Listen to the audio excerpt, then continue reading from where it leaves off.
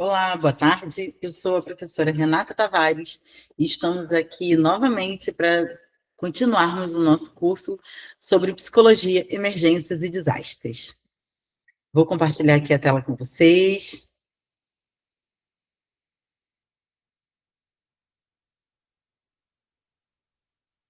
vou ampliar.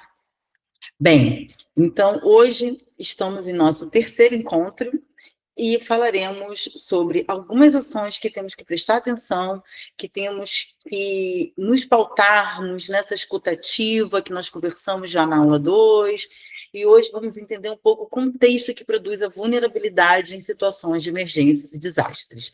E falaremos um pouquinho também da primeira ajuda psicológica. Para quem não me conhece ainda, está vindo pela primeira vez, uma breve apresentação.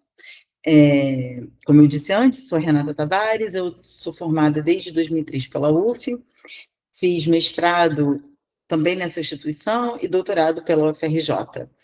Eu trabalho também numa revista científica, tenho experiência na elaboração de projetos e tenho atuado junto ao Grupo, né, na Unifesa, que fica em Teresópolis, é um projeto de extensão que tem trabalhado com comunidades que foram severamente atingidas nas chuvas de 2011 e que reflete até hoje naquela sociedade. E é sobre isso que nós falaremos hoje.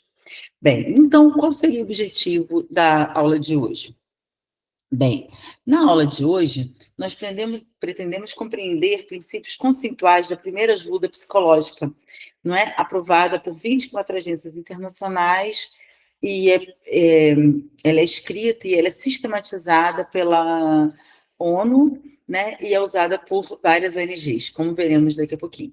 Bem, e de forma específica, analisaremos a primeira ajuda psicológica em resposta a emergências e desastres e aprenderemos algumas pistas para apoiar pessoas após um incidente crítico. Vamos lá? Bem,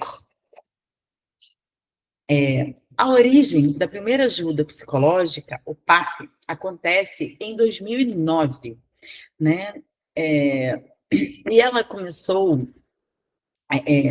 a ser disseminada pelo mundo, né, através da Organização Mundial de Saúde, né, e através das organizações não governamentais, que apoiavam, né, que a gente tem nessa foto, está bem pequenininho aqui no fundo, mas a gente tem aqui Visão Mundial, a gente tem também a Save the Children, nós temos a Oak Foundation, que já precisaram, né, ter mecanismos de como apoiar psicologicamente a pessoa, visando com que o trauma não seja tão severo e que não venha incidir de forma tão intensa na vida futura de quem passou por emergências de desastres, de forma geral, não só climática, né, mas, enfim, emergências e desastres de forma geral. Bem, mas o que é PAP, professora? O que é essa primeira ajuda psicológica? Bem, o PAP, ele é uma resposta humana de apoio a outro ser humano que está sofrendo e que pode precisar de ajuda após uma situação de crise. Pode ser guerra, um vulcão em erupção, um maremoto, um tsunami, como nós temos até, né, tivemos há um tempo atrás, e temos um filme que nós comentamos na última aula. E o que é importante? O que isso implica? Oferecer uma ajuda e apoio prático, de maneira não invasiva. O PAP pretende ajudar pessoas a atenderem às suas necessidades. O PAP visa ouvir as pessoas, mas não pressioná-las a falar. Isso é muito importante. Confortar as pessoas e ajudá-las a se acalmarem, até para tentar organizar o pensamento e a gente conseguir dar os primeiros passos após um movimento traumático, certo? Bem, e para quem que é o PAP? O PAP, ele é voltado para pessoas muito angustiadas, que foram recentemente expostas a eventos críticos, e pode ser oferecida tanto para criança quanto para adultos. Outro ponto importante são os princípios da ação da primeira ajuda psicológica. Primeiro princípio, observar. Verifique a segurança. Verifique se há pessoas com necessidades básicas urgentes. Tem casos de emergências, né, como nós tivemos nas chuvas fortes de 2011, que a pessoa foi levada pela enxurrada e que ser jogada de um lado para o outro, a roupa rasgou, então ela surge para você seminua. E ela não se dá conta disso. E você está vendo como que a gente, né, ajuda a dar um pouco de dignidade àquele corpo que não está nem se entendendo naquele presente, como sem roupa, uma roupa que está rasgada, ou que de repente está gaguejando, ou está com a boca seca, está com sede. Como que a gente organiza uma primeira necessidade de alguém que está muito desorganizado? Né? Então, a gente tem que tentar visualizar, não é fácil, né? Mas é um movimento de observação, e, mais uma vez, a nossa tática, né? A nossa ferramenta nesse processo é a escuta ativa. Escuta com o corpo, né? Você olha, você tenta entender aquela cena e vai ofertar ajuda de acordo com o que você está observando ali, mas escutando a demanda também da pessoa. Porque nem sempre o que a gente observa e acha que é necessidade é o que a pessoa está querendo, e eu vou falar isso daqui a pouquinho. Bem, verifique se há pessoas com reações graves de angústias, falta de ar, taquicardia, alguma coisa que possa se transformar em outra coisa mais grave. Muito importante poder ouvir, né? E às vezes a gente precisa ouvir o silêncio, e isso é fundamental. Às vezes a pessoa está olhando para você, ela está te pedindo ajuda com o olhar, mas alguma coisa fez com que ela se calasse, com que ela não conseguisse produzir uma fala. E a gente precisa acolher essa pessoa. E nós já tivemos casos da pessoa chegar, olhar e ficar em 5 minutos.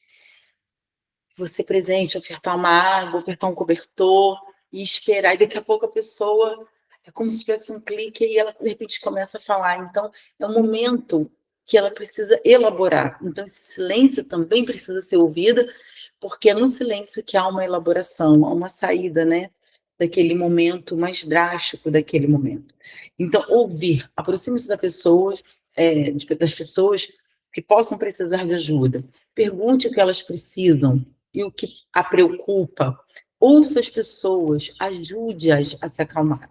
Por exemplo, tinha uma senhora que estava vindo, né, muito suja dessas chuvas, né, lá de Teresópolis, e um depoimento de um sargento-coronel da Defesa Civil, e ao aproximar dela, ele pergunta, né, a senhora está bem, está sozinha?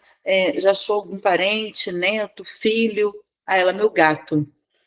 E, não, mas a prioridade são pessoas, meu gato. E aí, e a gente fica naquela encruzilhada. Mas o que é mais importante nesse momento? São pessoas, são animais, são objetos? Né? E ele entendeu que aquele poderia ser o processo de organização dela. E aí ele, vou te ajudar, eu vou atrás do seu gato. E parte. E eu confesso para vocês que ele não acha o gato. Esse gato não foi achado, né, depois e tal. Mas ele volta com uma resposta. Ele fala, olha, nós procuramos muito, já está bastante noite, ele pode ter fugido para longe, né?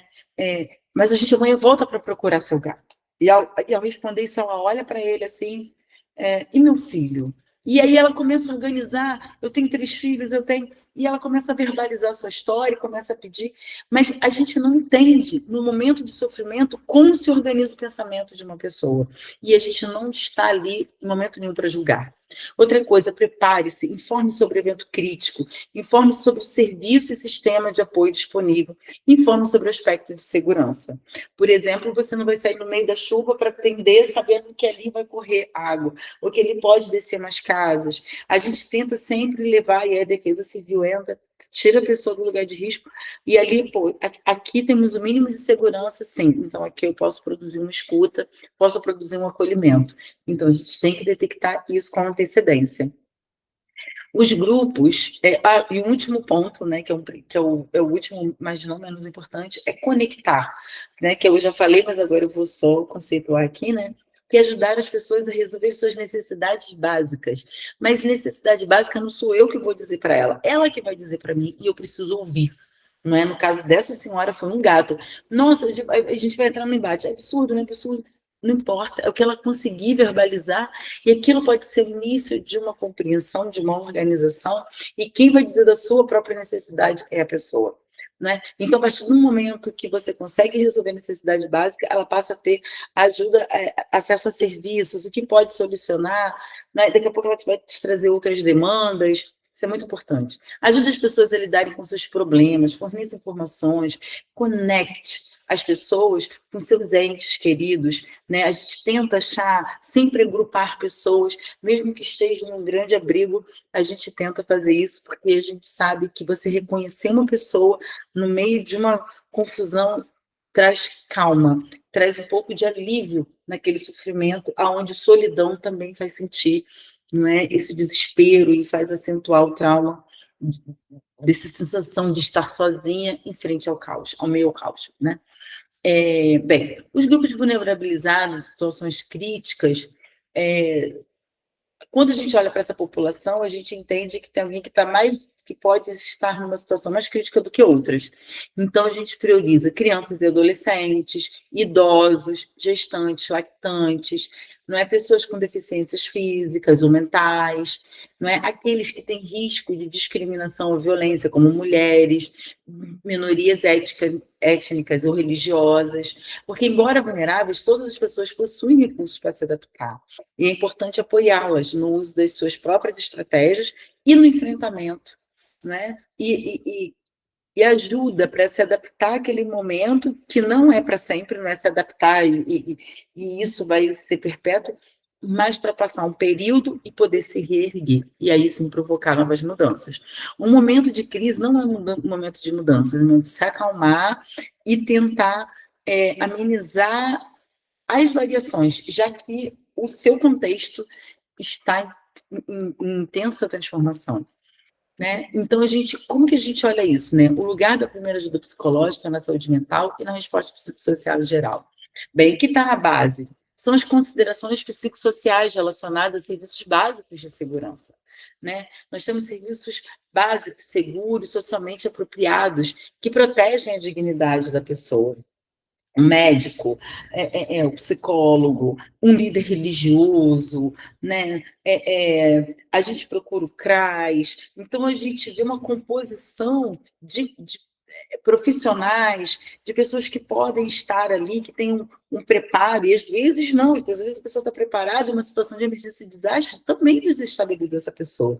E ela precisa ou uma determinada instituição, né, que poderia estar preparada e de repente também sofreu com determinados desastres.